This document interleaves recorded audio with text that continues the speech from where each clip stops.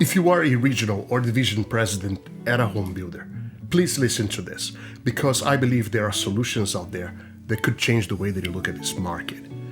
You follow the playbook: higher incentives and broker commissions, price cuts, slower starts. Everything that is supposed to work in a buyer's market, but this time it's not working. Revenue is down, marketing costs are up, and your sales, they are stagnant. And you're not alone. Across the country, home builders are running the same plays from the same old book, and the results, disappointing. Why? Because this isn't just another slowdown. It is a qualification crisis. You talk to any lender right now and they'll tell you that in some weeks, half of the buyers walking through your models are getting denied. Not because they're not interested, but because they don't qualify. So, some of you double down on affordability, thinking that was the solution. You reposition land, you reduce the square footage of the homes, and you stripped out finishes and features to hit a price point. But here's the problem. The segment you were chasing is shrinking. The average age of a first-time home buyer is now 38 years old. And they made up just 24% of the market in 2024, the lowest share ever recorded. You just didn't build smaller and less appealing homes, you backed your entire sales strategy into a corner. So you've done everything you were taught, everything your mentors told you would work. And maybe, just maybe, that is the problem. Because the rules of the game have changed, but the playbook hasn't. So what do you do? Well, here's what most home builders are missing. There is one strategy that is working, and a handful of builders in Florida, Texas, California, and New York are already using it to take back control of their numbers. I'm talking about international sales. Now, listen to this. Between April of 2024 and March of 2025, foreign nationals purchased over $56 billion in U.S. residential real estate, more than 78,000 homes. That is nearly an entire year's worth of closings for one of the two top home builders in the country. And nearly half of those purchases were all in cash, no financing and no fallouts. In fact, the average foreign buyer spent $86,000 more per home than U.S. buyers did. Now let me ask you a simple question. If you're managing a stock portfolio, would you put all your money into a single stock? Of course not. That would be reckless. So, why are you doing it with your sales pipeline? If you want to reduce exposure, you must diversify. If you want to increase margin, you must expand your buyer profile. And let me be clear, this isn't theoretical.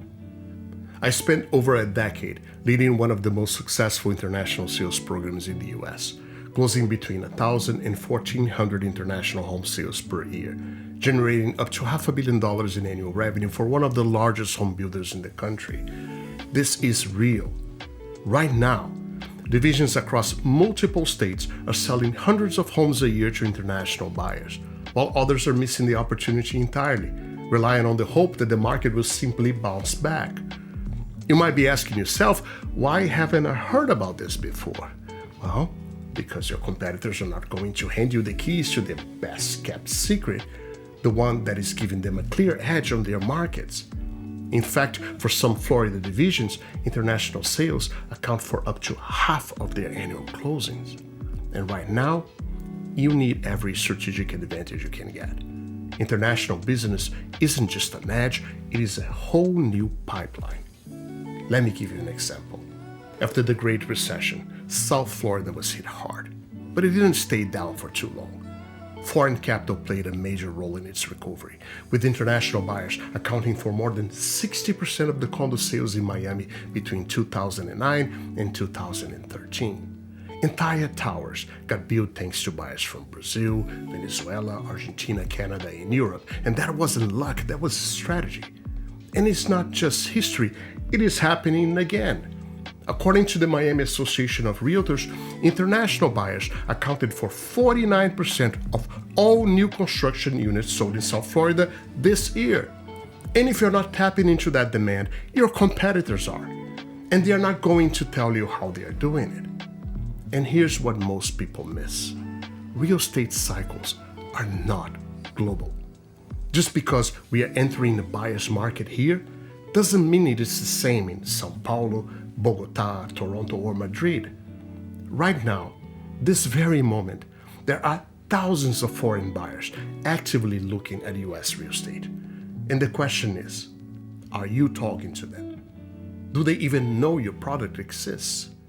Because if not, you are invisible. And if you're invisible, you are irrelevant. And to make matters worse, new tariffs and tighter immigration policies are coming. And that means higher construction costs, tougher labor shortages, and even more upward pressure on prices. So if you think affordability is a problem now, wait 6 months. That's why the builders who diversify today will be the ones still standing tomorrow. You know this. In every negative cycle, consolidation follows. Smaller, underpositioned builders get acquired, folded, or pushed out. Not because they failed to build, but because they failed to shift.